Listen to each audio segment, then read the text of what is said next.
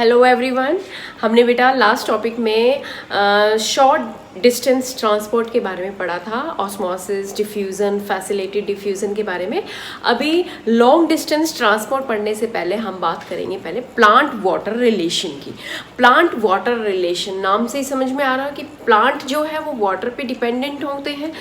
Plant के क्या जितने भी लिविंग सेल्स हैं they all depend on the water. Water is the medium in which all the substance get dissolved. Okay, जो आपकी सेल, जो प्लांट सेल में या सेल के अंदर जो प्रोटोप्लाज्म होता है बेटा, it is nothing but water.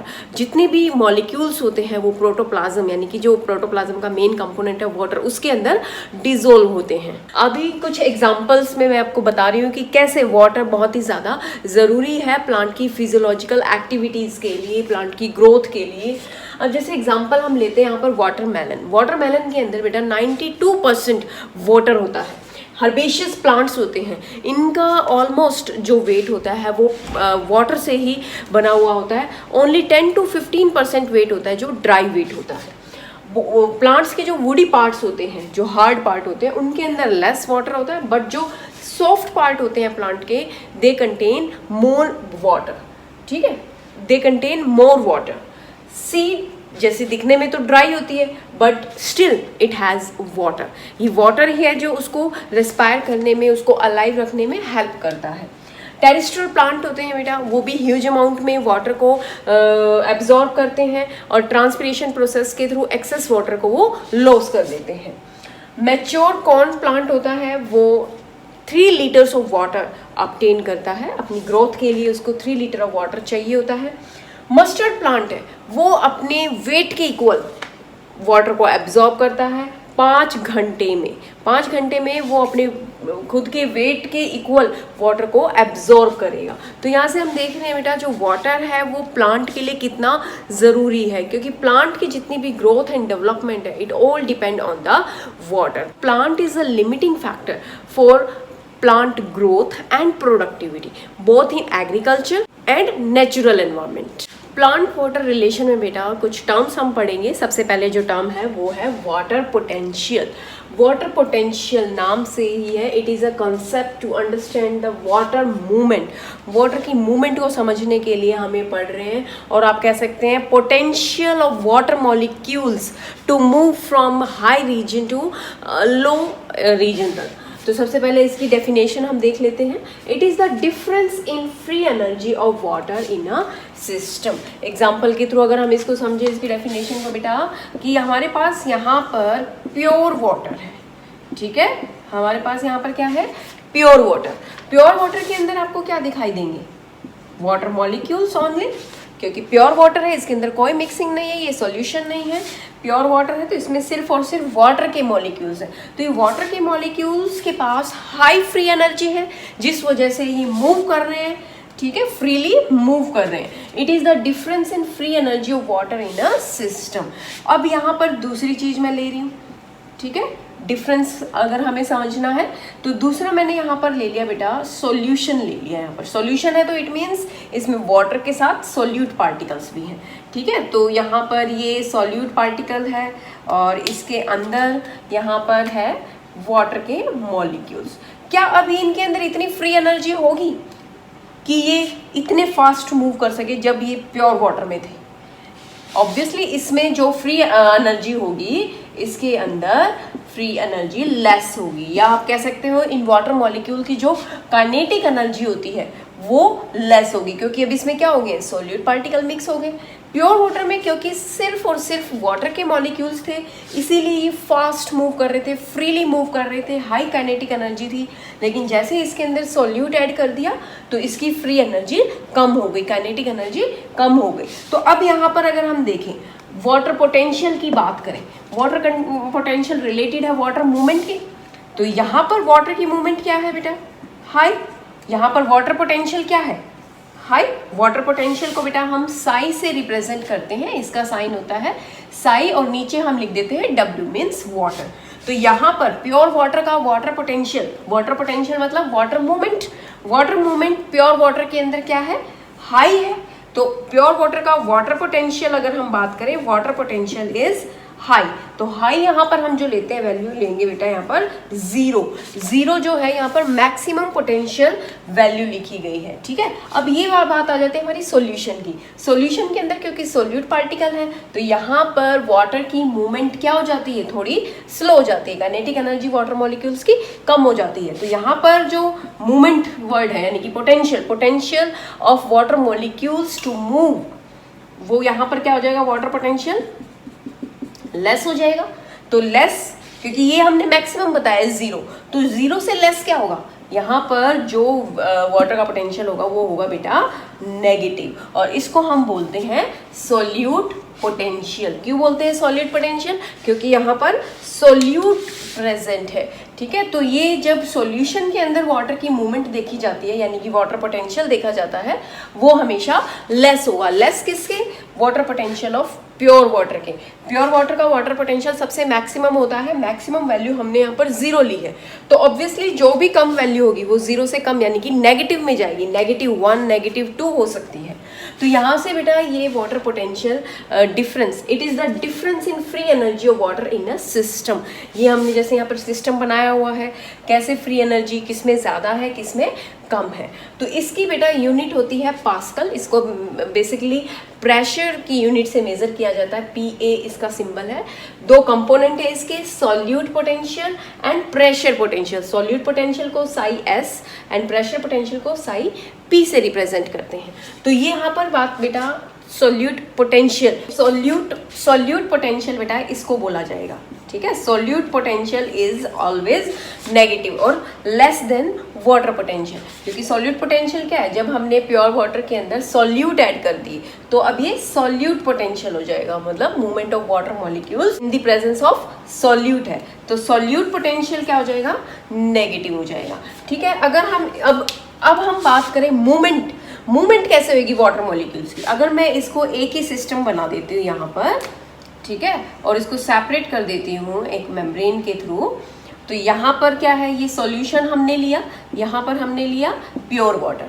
यहाँ प्योर वाटर का वाटर पोटेंशियल हाई है और सॉल्यूशन का वाटर पोटेंशियल लो है। तो वाटर की मूवमेंट कहाँ से कहाँ तक हुई, कैसे हुई, high to low, high water potential to low water potential, और ये मूवमेंट तब तक होगी जब तक कि दोनों तरफ कंसंट्रेशन ऑफ वाटर इक्वल ना हो जाए। तो यहाँ से हमने बेटा देखा कि जो वाटर पोटेंशियल है यानी कि potential of water molecules move from high water potential to low water potential. Clear, तो ये हो गया बेटा हमारे पास वाटर पोटेंशियल। अब प्रेशर पोटेंशियल क्या होता है, pressure potential, pressure which develop in an osmotic system due to entry और exit of the water molecules from it। अब कोई भी osmotic system है, लाइक हमने एक सेल ले ली यहाँ पर, ठीक है, एक हमने यहाँ पर सेल ले ली, इसके अंदर या तो वाटर की एंट्री से, या तो इसके अंदर वाटर एंटर कर रहा है या फिर वाटर रिलीज बाहर एग्जिट कर रहा है। तो इस वजह से जो प्रेशर डेवलप होगा सेल के अंदर उसको हम बोलते हैं प्रेशर पोटेंशियल। जब प्रेशर एंट्री ऑफ वाटर की वजह से हो रहा है तो इसको हम बोलते हैं बेटा पॉजिटिव हाइड्रोस्टेटिक प्रेशर। ठीक है, और हम इसको बोल सकते हैं टर्गर प्रेशर। अब इसको समझेंगे, जैसे ये हमारे पास प्लांट सेल है, ठीक है, प्लांट सेल के अंदर जब बाहर से ड्यू टू एंट्री की बात कर रहे हैं, वाटर मॉलिक्यूल एंटर कर रहे हैं, यहाँ पर वाटर के मॉलिक्यूल्स अंदर एंटर कर गए। अब एंटर कर गए तो ये वाटर के मॉलिक्यूल्स क्या करेंगे, ये सेल वॉल, ये प्लांट की क्या होती है, सेल वॉल होती है। ठीक है, सेल वॉल क्या होती है, इलास्टिक होती है। जैसे ही वाटर के मॉलिक्यूल अंदर एंटर करेंगे ये क्या करेंगे, सेल वॉल के ऊपर प्रेशर लगाएंगे। ठीक है, ये पॉजिटिव प्रेशर होता है जिसको हम टर्गर प्रेशर बोलते हैं। और due to elastic nature of cell wall क्या हो जाएगी, टर्जिड हो जाएगी। अब ठीक है, टर्जिड कैसे, टाइट हो जाएगी अब, क्योंकि ये ऐसे एक्सपैंड फूल जाएगी, ये सेल जो है स्वेलअप हो जाएगी क्योंकि इसके अंदर पानी अंदर आता चला जा रहा है। ओके, तो ये हो गया बेटा हमारे पास टर्गर प्रेशर। ठीक है, और साथ में ये सेल वॉल भी, ये जो अंदर मटेरियल है, प्लाज्मा मेम्ब्रेन, साइटोप्लाज्म, न्यूक्लियस, उसके ऊपर इक्वल एंड अपोजिट फोर्स लगाती है, अपोजिट प्रेशर लगाती है, जिसको हम क्या बोलते हैं, वॉल प्रेशर। ठीक है, जो टर्गर प्रेशर है ये तो वाटर के मॉलिक्यूल्स लगा रहे हैं सेल वॉल के ऊपर, और सेल वॉल क्या कर रही है अब उसी इक्वल एंड अपोजिट फोर्स लगा रही है वाटर के मॉलिक्यूल्स पर, इक्वल एंड अपोजिट फोर्स लगा रही है प्रोटोप्लास्ट के ऊपर, क्योंकि यहाँ पर ये सारा क्या वाटर मॉलिक्यूल्स कहाँ आ गया, यहाँ अंदर, इसको हम बोलते हैं protoplast. Cytoplasm, nucleus and plasma membrane मिलकर के बनाते हैं प्रोटोप्लास्ट। ये वॉल जो है ये अंदर जो भी मटेरियल है इसके ऊपर प्रेशर लगा रही है, तो ये वॉल प्रेशर कहलाता है। Wall pressure is equal and opposite to the turgor pressure, clear, except flaccid cell. Flaccid cell कौन सी होती है, जो सेल बिल्कुल जो नॉर्मल है, जिसमें ना एंट्री ऑफ वाटर हो रही है ना एग्जिट ऑफ वाटर हो रही है, वाटर कंसंट्रेशन बाहर अंदर सेम है। तो फ्लैसिड सेल वाली सिचुएशन को छोड़ के wall pressure equal and opposite होता है to the turgor pressure. Flaccid cell जैसे ही बन जाएगी, मीन्स ना एंट्री ऑफ वाटर हो रही है ना एग्जिट ऑफ वाटर हो रहा है, जितना वाटर एग्जिट और एंट्री होना था हो चुका है, अब वो सेल फ्लैसिड हो गई। फ्लैसिड होने से पहले तक वॉल प्रेशर और turgor pressure equal and opposite रहेंगे, ओके।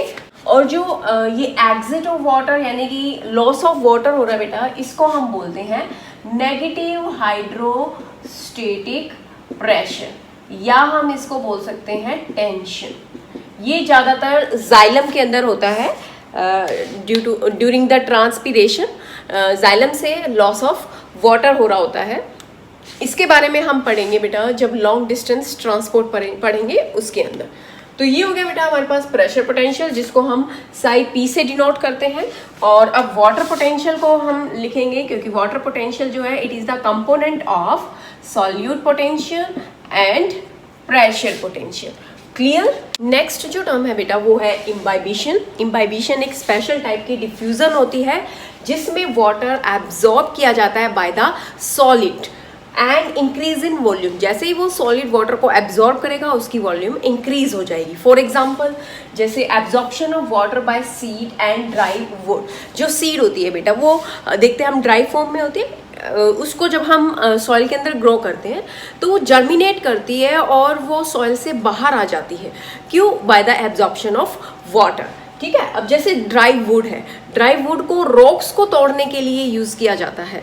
ये वुड के पीसेस को रॉक्स के बीच में रख दिया जाता है ताकि रेन वाटर या फिर वैसे वाटर डाल करके ताकि उस वुड की वॉल्यूम इंक्रीज हो जाए, और जैसे ही वुड स्वेलअप होएगी, वॉल्यूम इंक्रीज होएगी तो वो प्रेशर लगाएगी रॉक्स के ऊपर, जिससे रॉक्स तोड़ने में आसानी होती है, ठीक है। और सीड भी इम्बाइबिशन प्रोसेस से ही जर्मिनेट होता है। तो जो सीड और ड्राई वुड हम जो यहाँ पर ले रहे हैं, जो सॉलिड जो वाटर को एब्जॉर्ब करते हैं, वो यहाँ पर इम्बाइबेंट्स का काम कर रहे हैं, और जो लिक्विड ये एब्जॉर्ब कर रहे हैं that is water, it is known as imbibate, ठीक है। इम्बाइबेट यहाँ पर वाटर को बोला गया है, सीड एंड ड्राई वुड को इम्बाइबेंट्स बोला जाता है। तो इम्बाइबिशन के लिए इन दोनों के बीच में स्ट्रॉन्ग एफिनिटी का होना बहुत ही ज़रूरी है। जो सॉलिड वाटर को एब्जॉर्ब करेगा, उन दोनों चीज़ों वाटर और सब्सटेंस, सॉलिड सब्सटेंस के बीच में ग्रेट एफिनिटी होनी चाहिए, तभी इम्बाइबिशन होगी। तो ड्राई वुड को आपने देखा होगा जब बारिश का मौसम होता है तो हमारे घर के खिड़की दरवाजे भी जो होते हैं वो थोड़े हार्डली बंद होते हैं या ओपन होते हैं, तो वो इसी वजह से इम्बाइबिशन प्रोसेस हो गई होती है उनके अंदर, जिस वजह से वो वुड हमारी थोड़ी स्वेलअप हो जाती है। तो ये हो गया बेटा हमारे यहाँ पर इम्बाइबिशन।